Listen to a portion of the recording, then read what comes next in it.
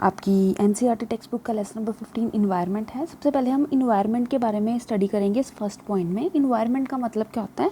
Environment means everything which surround us, जितनी भी चीज़ें आपके आसपास हैं, वेदर वो लिविंग थिंग्स हैं वो नॉन लिविंग हैं, ये सब मिलके क्या बना रहे हैं, इन्वायरमेंट बना रहे हैं। अब जो इन्वायरमेंट होता है वो हमारी लाइफ और डेवलपमेंट में जो होता है किसी भी ऑर्गेनिजम्स की, वो डायरेक्टली इफेक्ट करता है।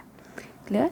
Now you should understand about the biodegradable substances and non biodegradable substances. ये दो टर्म्स हैं जो इन्वायरमेंट के बारे में बच्चों आपको क्वेश्चन 10th क्लास के बेसिस पे बेसिक होता है, व्हाट इज़ इन्वायरमेंट, वो तो नहीं आने वाला, लेकिन हाँ इसके रिलेटेड जैसे ये नेक्स्ट टॉपिक है इकोसिस्टम वगैरह और उसके कंपोनेंट्स, ये आपको आ सकते हैं।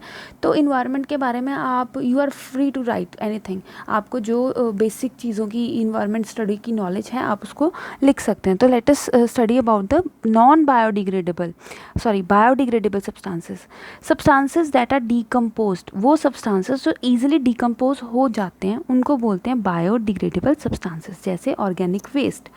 ठीक है। काउडंग्स वगैरह जो होते हैं, वेजिटेबल्स के पील्स, फ्रूट के पील्स, जो जितनी भी चीज़ें होती हैं जो ईजिली डिकम्पोज हो जाती हैं उनको बोलते हैं बायोडिग्रेडेबल सब्सटेंसेस।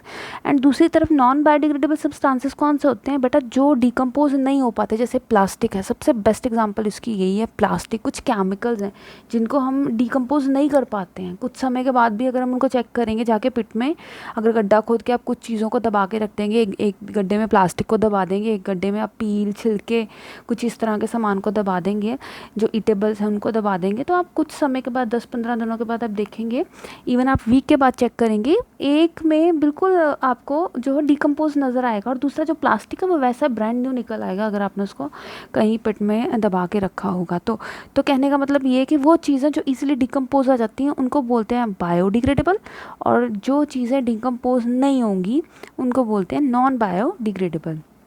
अब ये जो नॉन बायोडिग्रेडेबल सब्सटेंसेस है ना, इनका हमारे इन्वायरमेंट पे बहुत बुरा असर पड़ता है। क्यों? क्योंकि ये क्रश ही नहीं हो पाती हैं।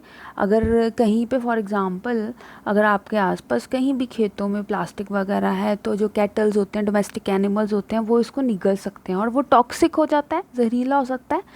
तो इसी तरह से जो है बहुत ज़्यादा हमारे लिए क्वेश्चन मार्क बन के बैठा हुआ है नॉन बायोडिग्रेडेबल सब्सटेंसेस को डीकम्पोज करना।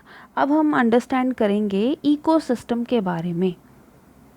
इकोसिस्टम क्या होता है भाई?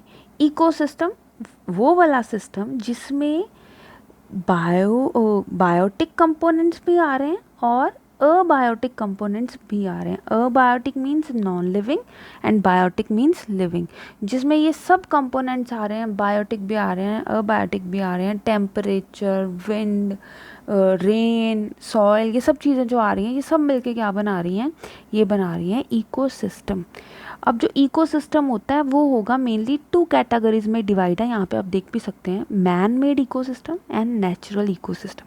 अब मैन मेड इकोसिस्टम कैसा है? ये जो क्रॉप्स हैं, खेत हैं, फील्ड्स हैं, ये मैन मेड है। एक्वेरियम, हम लोग एक्वेरियम में पानी को स्टोर करके प्रॉपर ऑक्सीजन का इनलेट, कार्बन डाइऑक्साइड का आउटलेट बना के हम लोग फिशेस को, टर्टल्स को, कुछ मरीन जो होते हैं एनिमल्स को, ऑर्गेनिजम्स को उस सिस्टम में रखते हैं, उस ग्लास के एक बॉक्स में रख देते हैं जिसको जो एक्वेरियम बनाता है। तो ये क्या हमने आर्टिफिशियल सर्कमस्टांसेस बनाए हैं किसी भी ऑर्गेनिज्म के सर्वाइवल के लिए, तो वो हो जाएगा मैन मेड।